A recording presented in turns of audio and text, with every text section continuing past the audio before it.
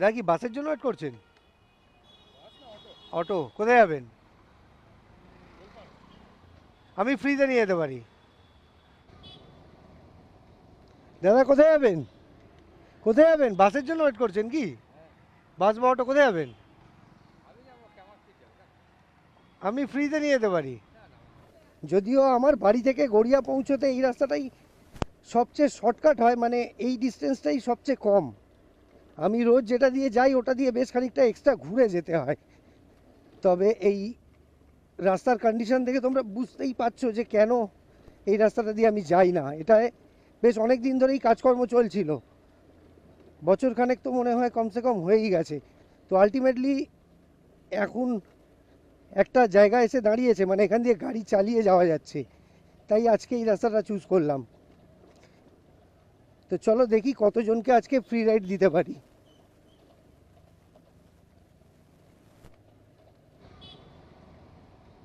দাদা কোথায় যাবেন? কোথায় যাবেন? বাসের জন্য ওয়েট করছেন কি? বাস বা অটো কোথায় যাবেন? আমি ফ্রিতে নিয়ে যেতে পারি। যাবেন না?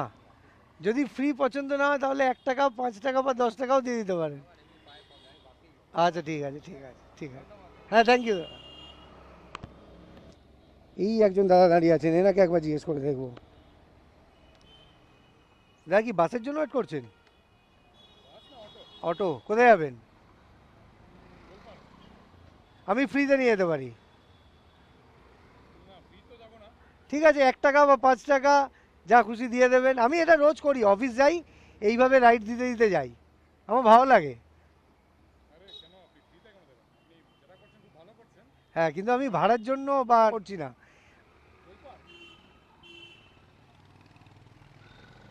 আমি রোজ এরকম করি, আপনি যদি আমার চ্যানেল সাবস্ক্রাইব করেন তাহলে দেখতে পাবেন যে আমি রোজ এই রাস্তা দিয়ে যাই। আর এইভাবে একজন, দুজন, তিনজন, যতজন পসিবল হয়। হ্যাঁ, ডেফিনেটলি পারবো।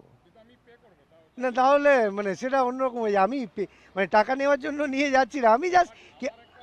হ্যাঁ, আমি বললাম তো একটা টোকেন অ্যামাউন্ট 10 টাকা দিয়ে দেবেন, কেন আমি। হ্যাঁ, না আমি আমি তো অফিস যাই, চাকরি করি। আমি তো আপনার জন্য 500 টাকা তেল এক্সট্রা পোড়াচ্ছি না।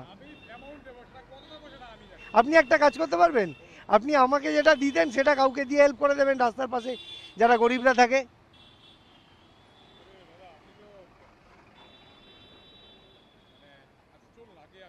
আসুন, যেতে যেতে কথা হবে।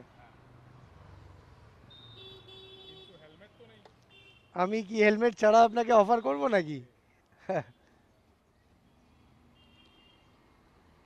টাইম আমার মনে হচ্ছিল আজকে হয়তো আমি কাউকে রাইড দিতে পারবো না, তবে ঠিক তারপরেই একজন দাদাকে আমি কনভিন্স করাতে পেরেছি, রাজি করাতে পেরেছি। দাদা যাবেন কলা মন্দির, তো সুবিধেই হলো, কারণ আমি ওই দিকেই যাব। আর আজকেও এই ছাওয়া ছাওয়া সাদার্ন অ্যাভিনিউটা আমি ধরে নিয়েছি। তো তোমরা তো জানোই এই রাস্তাটা কতটা ছিমছাম আর কতটা কমফোর্টেবল। তো চলো যেতে থাকি, আর কথা হতে থাকবে। আর দাদার সঙ্গে নেমে, দাদার যদি হাতে কয়েক সেকেন্ড টাইম থাকে, যেরকম রোজ করি, ছোট্ট করে একটা ইন্ট্রো করে নেব আর তোমাদের সাথে শেয়ার করব।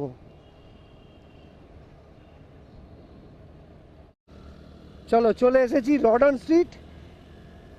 আমারও অফিসের একেবারে পাশে রয়েছি, আর দাদাকে নামাবো আর একটু সামনে, সামনেই শেক্সপিয়ার সরণি, ওখানে নামাবো। দাদা জাস্ট ডান দিকে একটু দুপা হেঁটে গেলেই কলা মন্দির পেয়ে যাবে, মানে দাদাকে যেখানে যেতে হবে আর কি। ওই সামনে দাদা শেক্সপিয়ার সরণি, কলা মন্দিরের ডান দিকে, ঠিক আছে। হ্যাঁ, হ্যাঁ, এই এখানে একটা ছাওয়া জায়গা দেখে নামাচ্ছি, এখানটা রাখছি। হ্যাঁ, বলুন দাদা, কি রিকোয়েস্ট? হ্যাঁ, আমি তো বললাম যে ওটা আপনি কাউকে দিয়ে দিন যাদের মানে নিডি, রাস্তার পাশে যারা গরিবরা থাকেন ওদের দিয়ে দিন, তাহলে আমার মানে ওটাইতেই আমি খুশি হব। আমার নাম সমীরণ সরকার, আপনার নাম? এক সেকেন্ড। কিঙ্কর। হ্যাঁ।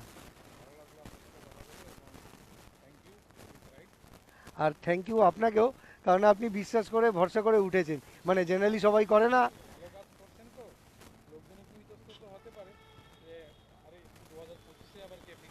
হ্যাঁ, সেটা একটু সরে আসুন। ও, ও চেনা কাউকে পেয়ে গেছেন, আচ্ছা ঠিক আছে। হ্যাঁ দাদা, হ্যাঁ হ্যাঁ, পরে হয়তো দেখা হয়ে যাবে। হ্যাঁ হ্যাঁ, থ্যাংক ইউ দাদা। দাদাকে ছেড়ে দিয়েছি, কিন্তু আমাকে অফিস যাওয়ার জন্য এই সামনে থেকে গিয়ে ব্যাক করে আসতে হবে। তো সেটা কোনো কথা না, যেটুকু টাইম আছে আমি ব্যাক করে এসেও টাইমেই অফিসে ঢুকতে পারবো।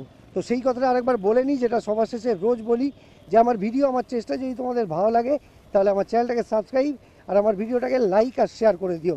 চলো, হয়তো কালকে, হয়তো পরশু আবার এরকমই কোনো ভিডিওতে দেখা হবে, কথা হবে। ভালো থেকো, টাটা।